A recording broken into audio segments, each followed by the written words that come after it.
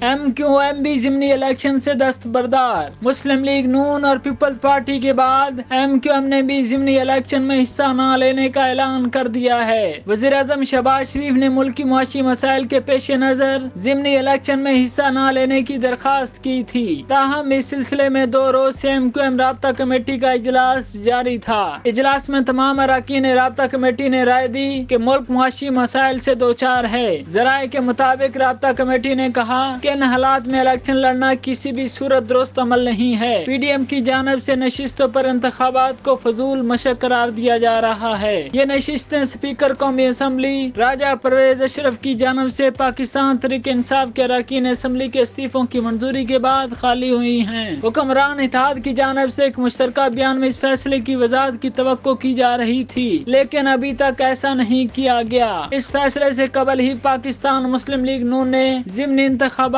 میں حصہ نہ لینے کا فیصلہ کر لیا تھا، تاہم اس کی اہم اتحادی جماعت پیپلز پارٹی اس بارے میں غیر یقینی تھی اور پنجاب میں ضمنی انتخابات میں حصہ لینے کی خواہش بھی ظاہر کر چکی تھی۔ ضمنی انتخابات میں حصہ لینے کے حوالے سے غیر فیصلہ کن صورتحال کے پیش نظر پیپلز پارٹی نے یہ معاملہ اپنی پارلیمانی بورڈ کے سامنے رکھا، تاہم وہاں بھی کوئی فیصلہ نہیں ہو سکا اور حتمی فیصلے کا اختیار پارٹی چیئرمین بلاول بھٹو زرداری کو دے دیا گیا۔ گزشتہ روز وزیر اعظم شہباز شریف نے وزیر اعظم ہاؤس میں بلاول بھٹو زرداری سے ملاقات کی اور اس بات پر قائل کرنے میں کامیاب ہو گئے کہ ضمنی انتخابات میں حصہ نہ لیا جائے، کیونکہ یہ ایک دانشمندانہ فیصلہ نہیں ہوگا۔ اس ملاقات سے 2 دن پہلے بلاول بھٹو نے تمام سیاسی جماعتوں کو ایک مشترکہ ضابطۂ اخلاق پر اتفاق کی رائے پیدا کرنے کے لیے ایک ساتھ بیٹھنے کی دعوت دی تھی۔ ملاقات سے واقف ذرائع نے بتایا کہ وزیر اعظم کا خیال ہے کہ قیمتوں میں غیر معمولی اضافے کے پیش نظر ملک کی موجودہ سیاسی اور معاشی صورتحال پی ڈی ایم کے حق میں نہیں ہے۔ ذرائع نے بتایا کہ بلاول بھٹو کی جانب سے وزیر اعظم کی تجویز سے اتفاق کرنے کے بعد شہباز شریف نے دیگر اتحادی جماعتوں کے سربراہوں سے رابطہ کیا